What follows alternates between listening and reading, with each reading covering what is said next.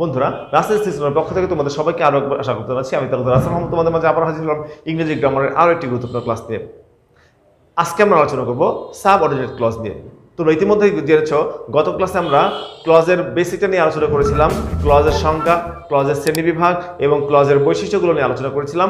তারই ধারাবাহিকতায় আজকে আমরা আলোচনা করতে যাচ্ছি সাবঅর্ডিনেট ক্লজের বিস্তারিত বিষয়গুলো নিয়ে। বন্ধুরা সাবঅর্ডিনেট ক্লজ কি সেগুলো আমরা প্রথমে চলো জেনে আসি। সাবঅর্ডিনেট ক্লজগুলো হচ্ছে সাধারণত সেই ক্লজ যে ক্লজটি বাক্যে স্বাধীনভাবে অর্থ প্রকাশ করতে পারে না। অর্থাৎ ক্লজ যেটা বাক্যে স্বাধীনভাবে অর্থ প্রকাশ করতে পারে না, স্বাধীনভাবে অর্থ প্রকাশ করতে হলে প্রিন্সিপাল ক্লজের সহায়তা নেয়, তাকেই সাধারণত আমরা বলি কি subordinate clause. I know that he is a good person.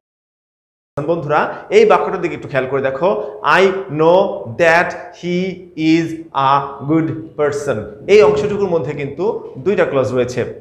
একটি হচ্ছে আই নো, আমি জানি। পরের অংশটা হচ্ছে কি that he is a good person. তাহলে এক্ষেত্রে দেখো আমরা যদি আই নো এই অংশটুকুকে আন্ডারলাইন করি, আলাদা করি, এবং that he is a good person এই অংশটুকুকে আলাদা করি, তাহলে কি হচ্ছে আই নো আমি জানি that he is a good person সে একজন ভালো ব্যক্তি। তাহলে আমি যে that he is a good person যে সে একজন ভালো ব্যক্তি, আমি যদি যে সে একজন ভালো ব্যক্তি বা that he is a good person এটা কিন্তু বাক্যে স্বাধীনভাবে কিন্তু আমরা লিখতে পারি না, বা এটা কিন্তু স্বাধীনভাবে অর্থ প্রকাশ করতে পারতেছে না। যখন তুমি বলবা that he is a good person তখন কিন্তু মানে যে লিসেনার তার কিন্তু একটা জানার আগ্রহ থাকবে এটা আসলে কি, যে সে একজন ভালো পারসন বা যে সে একজন ভালো ব্যক্তি এটা মানে কি। তার মানে তুমি দেখো আমি যদি এটাকে এটার সাথে যদি আমি আই নো আমি যুক্ত করে দিই যে I know that he is a good person, আমি জানি যে সে একজন ভালো ব্যক্তি, তাহলে বন্ধুরা এখানে কিন্তু অর্থটা সম্পূর্ণরূপে প্রকাশ পাচ্ছে। হ্যাঁ, এটা হচ্ছে সাবঅর্ডিনেট ক্লজ, যে ক্লজটা প্রিন্সিপাল ক্লজের সাহায্য ছাড়া অর্থ প্রকাশ করতে পারে না, এবং যার মধ্যে অবশ্যই একটি সাবঅর্ডিনেটিং কনজাংশন থাকবে, একটি সাবজেক্ট থাকবে এবং একটি ফাইনাইট ভার্ব থাকবে। বন্ধুরা তাহলে আমরা সাবঅর্ডিনেট ক্লজগুলো হচ্ছে কি ওই ক্লজ যে ক্লজটা শুরু হবে একটা সাবঅর্ডিনেটিং কনজাংশন দ্বারা, যার মধ্যে থাকবে একটি সাবজেক্ট এবং একটি ফাইনাইট ভার্ব। তাহলে আমরা চলো এখন জেনে নেই সাবঅর্ডিনেট ক্লজগুলোকে কয় ভাগে ভাগ করা হয়।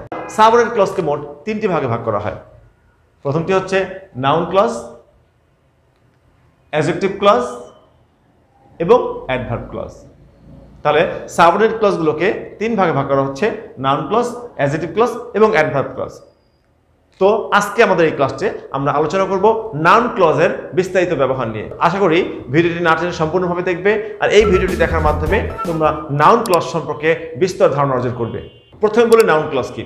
আসলে ক্লজ হচ্ছে একটা বাক্যাংশ, যেই বাক্যাংশটা একটা বাক্যের অংশ হয় এবং একটা পার্টস অফ স্পিচের কাছে যে সাবঅর্ডিনেট ক্লজ সেই নাউনের মতোই কাজ করে তাকে আমরা বলি কি নাউন ক্লজ। তাহলে বন্ধুরা একটা ক্লজ যে ক্লজটা বাক্যে নাউনের মতো বসবে, নাউনের মতো কাজ করবে, তাকে আমরা যদি বলি নাউন ক্লজ, তাহলে অবশ্যই আমাকে নাউনটা এখানে ভালো করে বুঝতে হবে। একটা বাক্যে কিন্তু নাউনের সুনির্দিষ্ট কিন্তু প্লেস রয়েছে যে কোন কোন জায়গায় নাউনগুলো বসে। তাহলে একটি বাক্যে আমি যদি নাউনের প্লেসমেন্টটা বুঝতে পারি, নাউনের পজিশনগুলো যদি বুঝতে পারি, সেই নাউনের পজিশনে আমি যদি কোনো ক্লজটাকে ইউজ করি তাহলে সেই ক্লজটা হয়ে যাবে কি নাউন ক্লজ। দেখো স্বাভাবিক অর্থে আমরা কিন্তু নাউনের ব্যবহারগুলো জানি।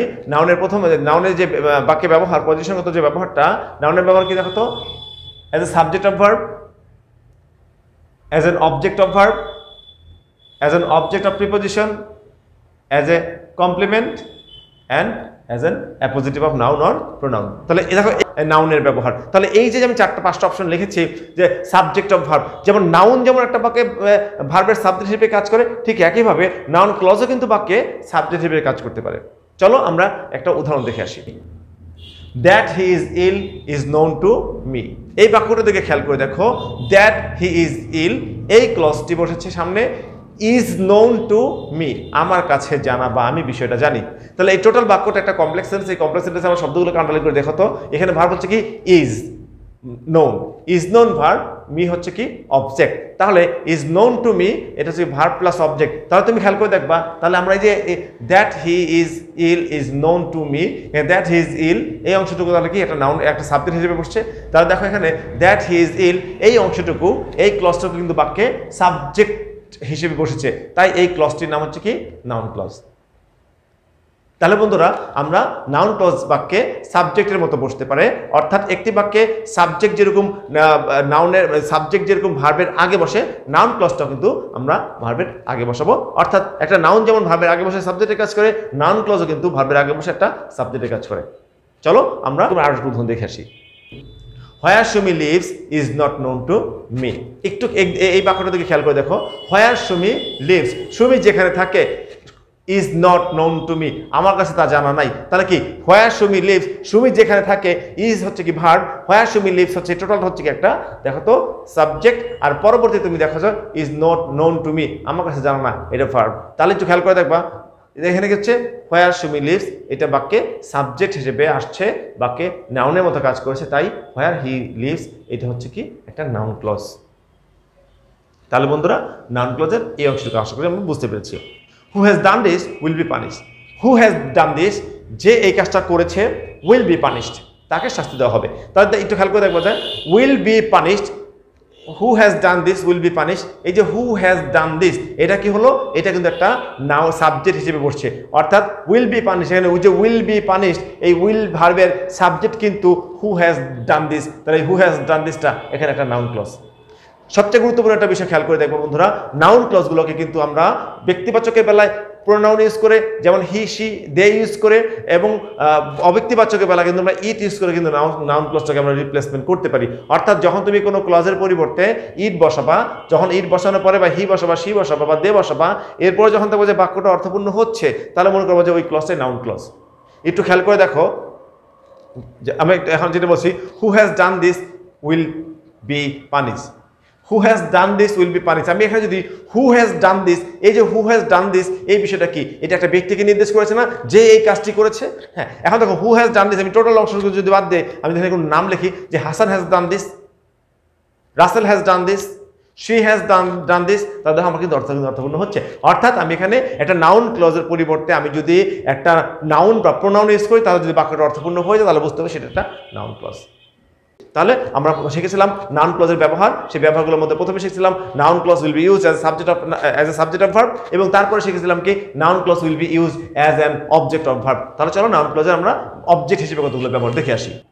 I know that he has done it, এই অংশটুকু থেকে খেয়াল করে দেখো, I know that he has done it, আমি জানি যে সে এই কাজটি করেছে। তো এই বাক্যটা থেকে খেয়াল করে দেখো, আই নো আমি জানি, that he has done it, এই যে that he has done it, এখানে দেখো আই হচ্ছে কি সাবজেক্ট, নো হচ্ছে কি ভার্ব। তাহলে আমরা জানি কি একটা বাক্যের সাধারণ গঠন কি সাবজেক্ট ভার্ব অবজেক্ট, তবে সাবজেক্ট পাইছি ভার্ব পাইছি, জানো কি that he has done it, এই যে that he has done it এই টোটাল অংশটা কি অবজেক্ট।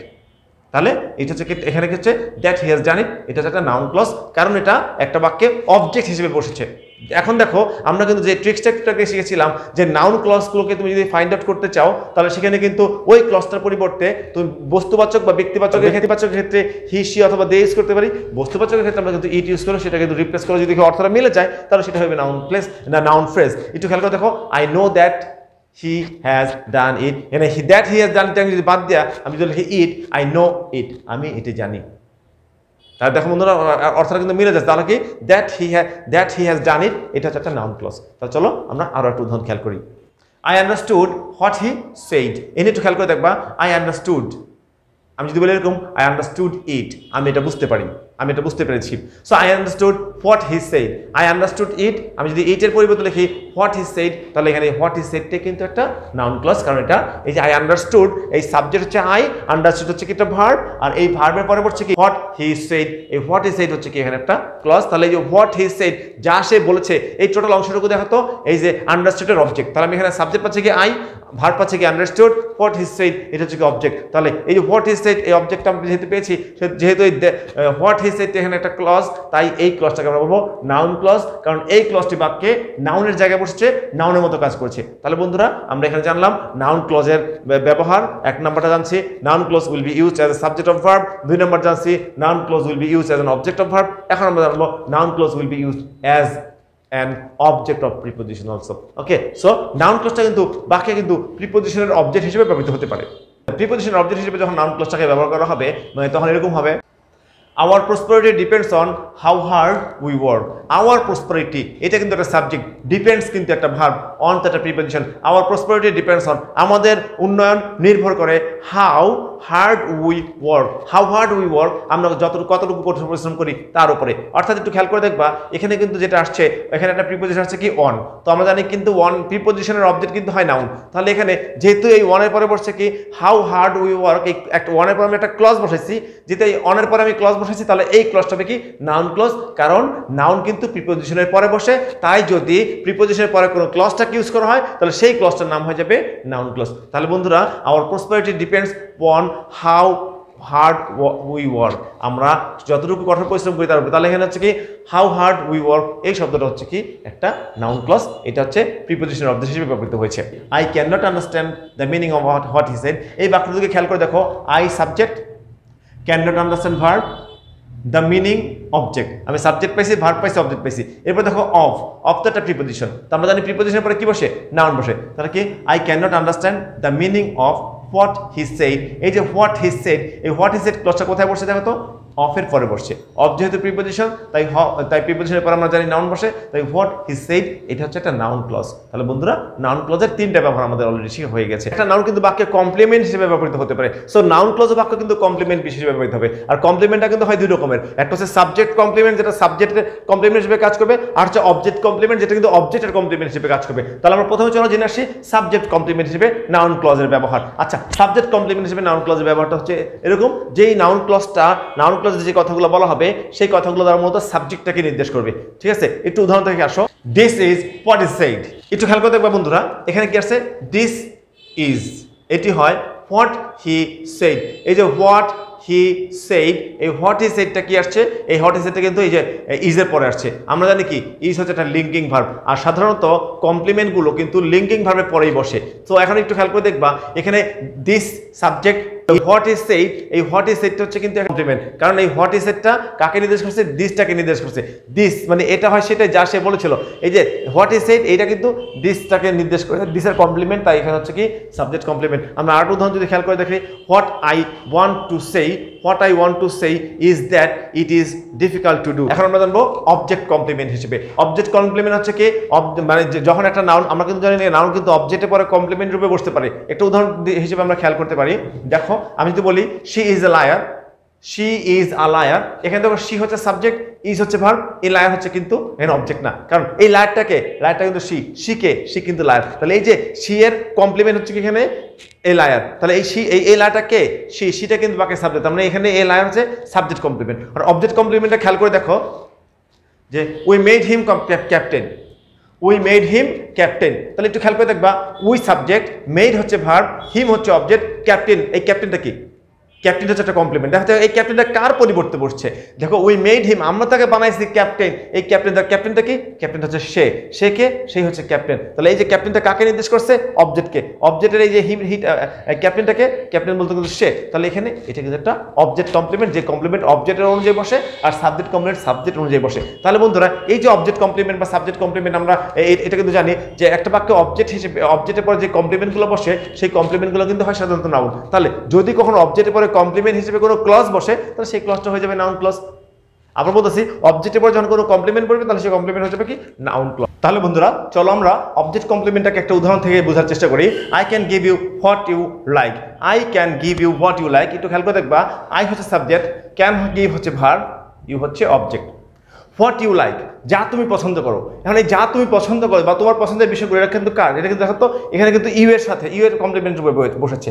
সো এখানে এই যে হোয়াট ইউ লাইক এটা কিন্তু ইউটাকে নির্দেশ করেছে, ইউ এর কমপ্লিমেন্ট রূপে বসছে। তাহলে এই যে হোয়াট ইউ লাইক এটা হচ্ছে একটা নাউন ক্লজ, কারণ এটা অবজেক্টের কমপ্লিমেন্ট হিসেবে বসছে। I told him what he wanted to know, I told him আমি তাকে বললাম, আই সাবজেক্ট, টোল্ড হচ্ছে ভার্ব, হিম হচ্ছে object, what he wanted to know যা সে জানতে চেয়েছিল, what he wanted to know যা সে জানতে চেয়েছিল। তাহলে যে যা সে জানতে চেয়েছিল এখানে হিমের কিন্তু কমপ্লিমেন্ট, তাহলে এখানে এই যে হিমটা যেহেতু অবজেক্ট আর এই হি ওয়ান্টেড টু নো এটা যেহেতু অবজেক্টের কমপ্লিমেন্ট, তার মানে কি এই he wanted to know what he wanted to know এটা হচ্ছে কিন্তু একটা অবজেক্ট কমপ্লিমেন্ট, তার মানে এটা হচ্ছে একটা নাউন ক্লজ। নাউন ক্লজের একটা গুরুত্বপূর্ণ ব্যবহার হচ্ছে বন্ধুরা, নাউন ক্লজ কিন্তু বাক্যে নাউন বা প্রোনাউনের অ্যাপোজিশন হিসেবে ব্যবহৃত হতে পারে, অর্থাৎ কেজ ইন অ্যাপোজিশন হিসেবে নাউন বা প্রোনাউনের পরে কিন্তু বসতে পারে। The fact that he is থিপ is clear to all, দেখো বন্ধুরা the fact is clear to all, মূলত বাক্যটা ছিল এরকম, আমি যদি বলি the fact is clear to all, সত্যটি সবার কাছে জানা, আসলে সত্যটি কিন্তু সবার কাছে জানা, কিন্তু কোন সত্যটা জানা, এই জন্য আমাদের কিন্তু জানার একটা আগ্রহ থেকে যায়। যদি এটাকে আমি আরো বেশি কনসাইজ করে আরো বেশি ক্লিয়ার করে বলতে চাই তাহলে কি হবে, the fact that he is a thief is clear to all. তাহলে এখানে দ্যাট দ্য ফ্যাক্ট, এই ফ্যাক্টটা কি, দ্যাট দ্য ফ্যাক্ট কি, যে that he is a thief, সে একজন চোর। তাহলে এই যে that he is a thief, এই দ্যাট হি ইজ আ থিফটা কি, এটা কিন্তু সত্য ঘটনা। তাহলে যে ফ্যাক্টটা কি, ফ্যাক্ট হচ্ছে সে একজন চোর। তাহলে এই যে সে একজন চোর, এটা হচ্ছে কি, এটা কিন্তু ফ্যাক্টটাকে আমরা এলাবোরেট করেছি। তো এটা হচ্ছে একটা অ্যাপোজিশন, অর্থাৎ অ্যাপোজিশন হচ্ছে কোনো নাউন বা প্রোনাউনের সম্পর্কে অতিরিক্ত একটা তথ্য। তো এখানে ফ্যাক্ট কোনটা, সে একজন চোর, এটাই ফ্যাক্ট, আর এটাই হচ্ছে নোন টু অল বা ক্লিয়ার টু অল। তাহলে এখানে আমরা একটু খেয়াল করে দেখো, the fact that he is a thief is clear to all. এখানে the that he is a thief, এই দ্যাট ইজ এ থিফ একটা ক্লজ, এবং এই ক্লজটা কি হচ্ছে, এই ক্লজটা কিন্তু দ্য ফ্যাক্টের পরে বসছে এর অ্যাপোজিশন বা এর পরিচয় হিসেবে। তাহলে এখানে that he is a thief, এটা হচ্ছে একটা নাউন ক্লজ। তাহলে বন্ধুরা আশা করি আমাদের আজকের ক্লাসে তোমার নাউন ক্লজ সম্পর্কে একটা ধারণা পেয়েছো। আমরা কিন্তু পরবর্তীতে নাউন ক্লজের পর আমরা অ্যাডজেক্টিভ ক্লজ এবং অ্যাডভার্ব ক্লজ ক্রমান্বয়ে আমরা এগুলো আলোচনা করবো। আশা করি আমাদের এই ধারাবাহিক ক্লাসগুলো তোমাদের অনেক উপকারে আসবে।